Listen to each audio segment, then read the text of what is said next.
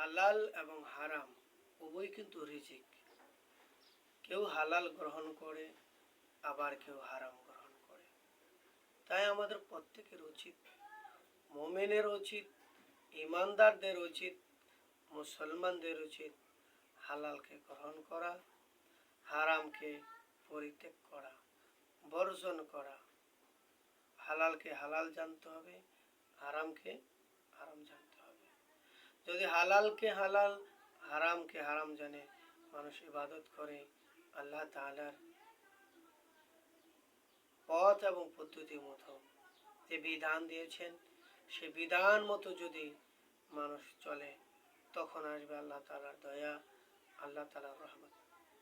অন্যথায় আল্লাহ তাআলার রহমত এর আশা করা যায় না।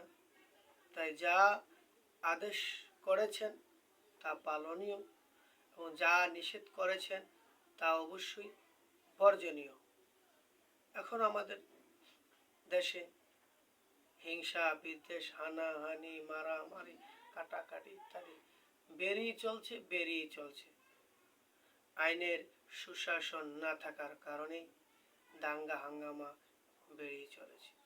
যদি এমনিভাবে চলতে থাকে, দেশটা ধীরে ধীরে সংঘাতের দিকে সামনে এগোতে থাকবে। এখান থেকে উত্তরণ হওয়ার কোনো সুযোগ নেই। তাই আল্লাহ তাআলা মানুষদেরকে বোঝার তৌফিক দান করুন এবং সারা বিশ্বের মুসলমানদেরকে আল্লাহ হেফাজত দান করুন। ঈমান আমল রেখে আল্লাহকে ভালোবাসা, নবীজিকে মহাব্বত তাজিম ভালোবাসে আমল করে জিন্দেগিটা সুন্দরভাবে গঠন করতে পারে, আল্লাহ তাআলা সে তৌফিক দান করুন। আমিন।